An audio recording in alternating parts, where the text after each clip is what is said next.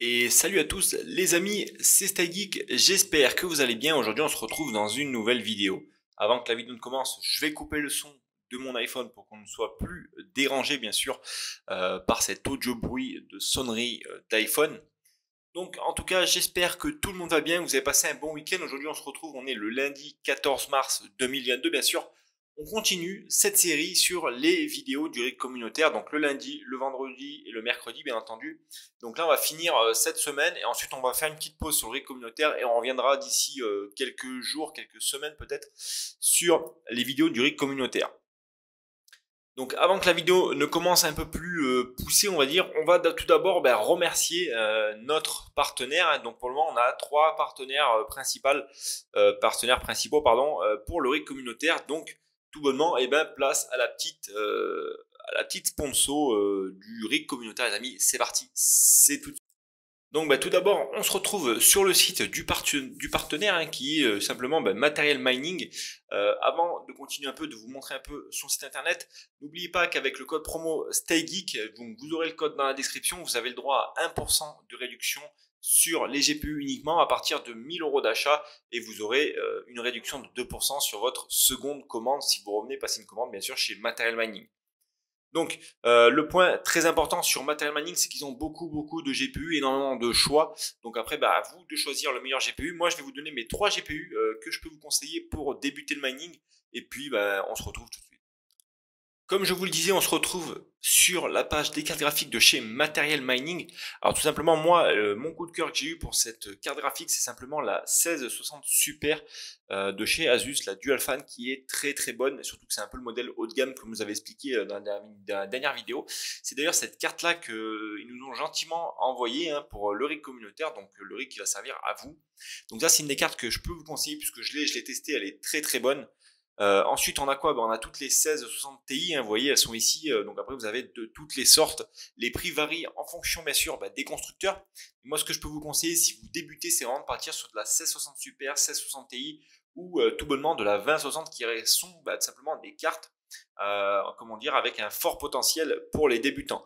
Donc avec ces cartes-là, vous allez pouvoir diversifier au niveau des crypto-monnaies, miner de l'Ethereum, miner un peu de Ravencoin, d'Ergo, de Flux, enfin un peu toutes les cryptos qui sont minables actuellement avec ces cartes graphiques-là. Et ça, c'est plutôt très bien d'ailleurs pour vous. Ensuite, qu'est-ce qu'on peut vous conseiller de la part de chez AMD? Donc de la part de chez AMD, ça va être toutes les cartes du coup, les RX 6600, 6600 XT qui sont tout bonnement des très bonnes cartes pour miner, surtout que c'est du 8 Go de mémoire au niveau de la mémoire vidéo, donc vous allez pouvoir miner un peu plus longtemps qu'avec les 1660 et les 2060.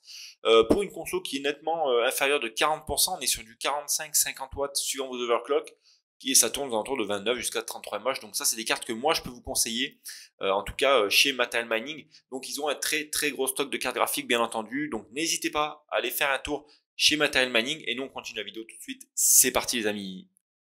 Donc vous avez été nombreux à me demander comment je faisais pour stabiliser au maximum mes rigs. Alors tout simplement, il y a trois solutions pour stabiliser, on va dire le plus efficacement ces rigs.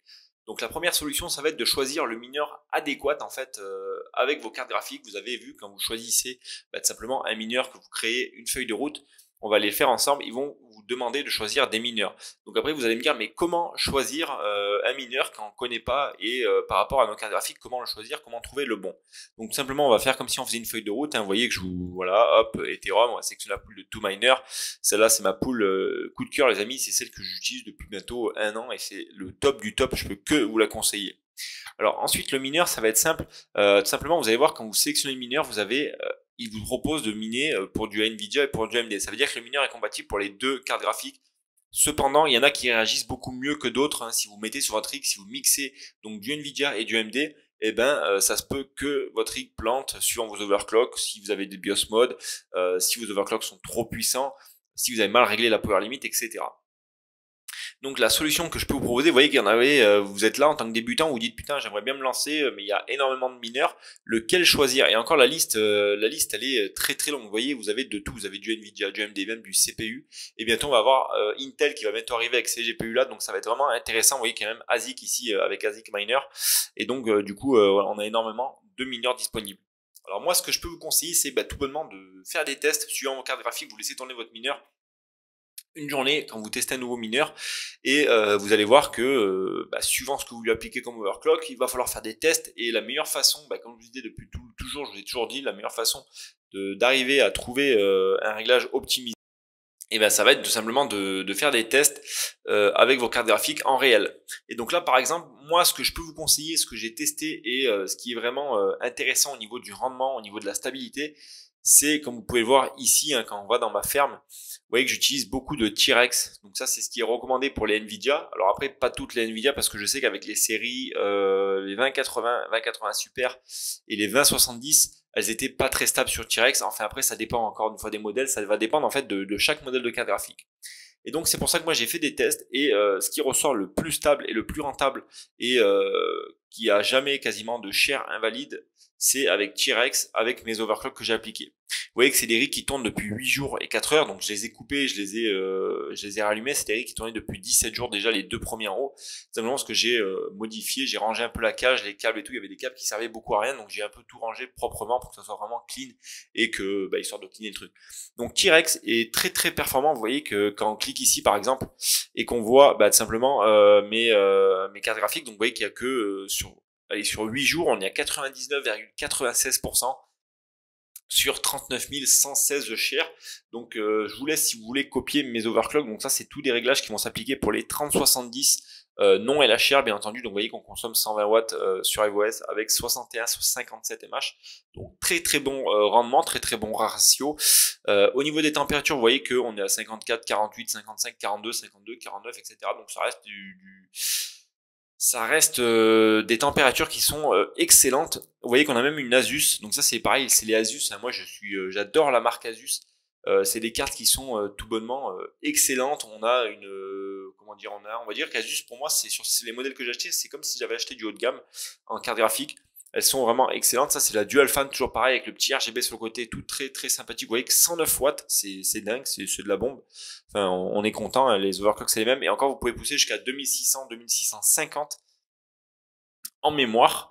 Et en fait, quels ça va être les avantages d'overclocker sa carte? Bien entendu, ça va être justement de stabiliser son rig, d'arriver à lui faire prendre beaucoup plus de performance tout en consommant le moins possible et en réduisant bien sûr la température des cartes graphiques. Parce que si par exemple si vous n'overclockez pas vos cartes graphiques, tout simplement vos cartes graphiques elles vont chauffer, elles vont se mettre sans power limit, hein, parce que forcément si on bride la power limit, la puissance qu'elle va consommer, on va limiter la chauffe et on va éviter l'usure prématurée de votre GPU. Donc ça c'est un conseil que je peux vous donner, c'est vraiment de peaufiner vos réglages de manière optimisée. Ne pas chercher, parce qu'avant j'avais des clients qui mettaient 63, 8 sur des 3070, mais toutes les 2 heures, toutes les 3 heures, le rig rebootait. Donc moi c'est pas ce que j'ai cherché, j'ai surtout cherché à avoir quelque chose d'optimisé, de très stable, pas avoir toutes les limites à s'en occuper, à être derrière, à voir pourquoi est-ce qu'il a planté, etc., etc. Même si j'adore, hein, mais j'ai autre chose à faire maintenant.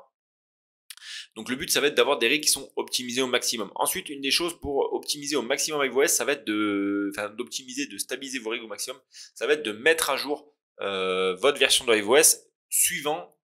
Si vous trouvez que c'est pas assez stable, si vous trouvez que vous avez des plantages, des cartes qui sont pas reconnues, etc., vous mettez à jour iOS sur la dernière version tout en passant en mode maintenance. C'est ça comment on le fait, je vous montre tout de suite.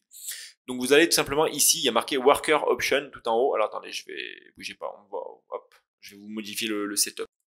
Donc ici vous allez retrouver ici la Worker Option, ici vous cliquez et donc là vous avez GUI on boot, Maintenance Mode. Donc là vous mettez With Loading Driver. Donc vous cliquez ça. Et ensuite, une fois qu'il y a ça, ça va normalement rebooter et là vous allez pouvoir appliquer la mise à jour à iOS. Moi je le fais très rarement ça, mais c'est vraiment conseillé de l'activer le mode maintenance, puisque ça va éviter simplement d'avoir des problèmes si vous avez des cartes qui sont BIOS modées, tout simplement de les passer en mode fantôme. Ça veut dire qu'elles sont plus tout reconnues. Elles tournent mais elles sont plus tout reconnues. Et ça c'est arrivé à pas mal de mes clients, donc vraiment très très important de passer en mode maintenance si vous avez surtout sur les GPU AMD. Important les amis. Donc ça c'était un premier conseil que je peux vous donner, donc ça va être de stabiliser au maximum vos GPU, trouver les OC les plus les plus optimisés, que ce soit en termes de MH, consommation, température et stabilité. N'allez pas me foutre 63 MH avec votre rig qui tourne à une heure sur deux et reboot le bordel. Donc là, vous voyez, 61, 57 mAh pour les 3070, c'est parfait. On a une console de 120 watts. Le rig, il tourne depuis 8 jours. Aucun share invalide. Enfin, si on en a quoi? On en a 16 sur 39 000. C'est vraiment que dalle. Donc là, on peut dire que le rig est stable. Donc ensuite, les amis, on va passer sur un rig de chez AMD. Donc là, vous voyez qu'il y a un rig qui tourne depuis 7 heures, enfin 7 jours, pardon, et un autre qui tourne depuis 2 jours. Alors, on a les mêmes composants à l'intérieur. On a tous les deux 8 RX 5700 8 Go, donc c'est les mêmes. C'est celles que je vous conseille depuis toujours. C'est mes cartes de cœur, on va dire. Alors, pourquoi il y en a un qui tourne depuis 2 jours et pourquoi il y en a un autre qui tourne depuis 7 jours? Donc tout simplement, celui-là qui tourne depuis 7 jours, c'est celui-là qui est dans la caisse de minage, donc avec, vous savez, la mining box, comme je vous disais. D'ailleurs, on viendra en parler dans une autre vidéo prochainement.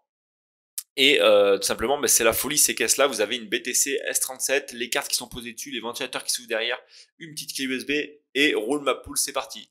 Au contraire de l'autre, qui est sur un rig open air, donc châssis ouvert avec riser, on est sur de la JW 280 ou 170, je ne sais plus, en carte mère. C'est une carte mère assez spéciale avec 6 ports PCIe et 6 ports USB. Et donc, tout simplement, j'ai trouvé que cette carte mère n'était pas adaptée, je trouve, aux 5700. Donc, j'ai recommandé une BTC S37 pour mettre les 5700 dessus pour que ça soit vraiment plus optimisé. Donc, vous voyez que ce rig-là est toujours en train de miner du Toncoin. Donc, je vous avais dit dans une précédente vidéo que j'allais arrêter, etc. Mais ça va venir progressivement. Et donc, tout simplement, regardez, on va cliquer dessus. Et puis, je vais vous montrer quel mineur j'utilise pour les deux. Donc pour le châssis, celui-là avec la BTC S37, vous voyez qu'on on perd à peu près 1 mH en minant du Toncoin et on prend 480 mH en minant du Toncoin. Par contre derrière, on va en prendre 15 watts de plus, admettons, par carte. Donc pour les 5700, c'est pas dégueu, ça reste très très honorable, hein, contrairement au Nvidia où je trouve qu'il y avait vraiment une différence folle de consommation en minant du dual mining. Donc ça, c'est plutôt quelque chose d'intéressant à voir par la suite. Ensuite, qu'est-ce que j'utilise comme mineur là sur les 5700, sur les AMD? Là, j'utilise tout simplement l'Allminer parce qu'il n'y a pas d'autre solution que l'Allminer pour miner du Toncoin actuellement, enfin de manière stable en tout cas. Donc celui-là, très peu d'importance. Vous voyez que j'ai même pas overclocké les cartes ici parce que je les ai déjà BIOS modées et si j'overclockais en plus, il y avait beaucoup de shares invalides. Ça chauffait un peu plus, etc. Donc là, vous voyez que les températures sont ultra correctes. On a une consommation un peu plus élevée forcément, mais derrière, ça reste pas dégueu. Bon bref, celui-là, pas trop d'importance sur celui-là. On va passer à l'autre surtout, qui est, je vais vous le montrer tout de suite, les amis. Et donc là, tout simplement, alors là, on a le rig qui est, donc c'est les mêmes, c'est des RX 5700 BIOS modé, bien entendu. Au niveau des températures, on est très très correct, sachant que c'est un rig qui est open air avec un léger ventilateur sur l'arrière. Et du coup, je vous ai même pas demandé si le son de cette vidéo a été correct, hein, parce que du coup, j'ai fait pas mal de petits réglages. C'est vrai que je suis un peu une quiche au niveau du son, mais j'essaie de m'améliorer. J'ai fait pas mal de tests, etc. Là, on doit être pas mal du tout, je pense. Et donc, alors pour ce rig là, moi, ce que j'utilise comme mineur qui est, je trouve, hyper stable, c'est G-mineur. Donc j'ai pris, bien entendu, la dernière version, enfin l'avant-dernière version de EvoS. Et vous voyez qu'on a une consommation qui est très modérée, avec un hash rate qui est plutôt pas dégueulasse. Donc on est à 54.15 et on est à 125 watts donc sur EvoS. Donc c'est un de mes rigs aussi qui étaient les plus stables. Donc c'est pareil, tous ces rigs là. Alors celui-là il a tourné un peu moins parce que du coup j'ai changé de mineur entre temps, si je me rappelle bien, et je l'ai reboot il y a 2 jours. Vous voyez, c'est marqué en plus dessus, je me rappelle plus exactement, mais c'est ce que j'avais fait. Et donc franchement très très content hein, du rendement qu'il a ce rig hein. Franchement il n'y a rien d'autre à dire. Donc voilà, c'est pour AMD, moi ce que je vais vous conseiller, c'est vraiment G-mineur, c'est ce que je disais avant avec tous mes autres rigs, G-mineur, que ce soit AMD, Nvidia, mixer les deux et tout ça. Pour moi, c'était dans l'ordre, c'était G-mineur, Phoenix Miner, qu'est-ce qu'on avait, NB Miner, LOL Miner et Team Red Miner. Et c'était franchement, c'était top du top. Rien à dire au niveau de la stabilité des rigs. Comme vous pouvez le voir, de toute façon, je vous ai dit, moi, le but d'avoir des rigs, c'est que ça tourne le plus possible sans avoir derrière à les bricoler, les bidouiller, changer des risers, brancher les prises, etc. Il faut que ça tourne. C'est comme une machine, je vous ai toujours dit, le rig, c'est comme une machine professionnelle. Plus longtemps ça tourne sans y toucher, plus on a du temps derrière et plus on est gagnant. Et donc ensuite, le dernier rig, donc avant que la vidéo, on parle du dernier rig et que ça va finir, donc là, on va parler du rig communautaire, bien entendu. Demain, normalement, je vais chercher, les amis, un petit rig de 400 et des brouettes en MH qui va servir, je pense, par la suite au rig communautaire aussi, mais c'est pas encore sûr à 100%. Je vais d'abord le faire tourner, voir s'il est stable, parce que je crois qu'il faut changer le châssis, il y a des alimentations à changer, il y a 2-3 bordels à faire. Dès que j'aurai payé du coup le petit matériel, je pense d'ici 2 semaines et demie, 3 semaines, ça sera un rig qui sera aussi, qui fera partie du rig communautaire en plus. Donc il y aura déjà 2 rigs et ensuite on va essayer, comme j'ai dit, de compléter les autres petit à petit pour essayer d'avoir une un peu plus grosse rig community. Et donc ensuite, bah, le petit rig communautaire, vous l'avez vu, ça fait 4 jours qu'il tourne, 3 jours et 23 heures. Voilà, il n'y a rien à dire de plus, les amis, ça tourne très très bien. On est à 160 mH.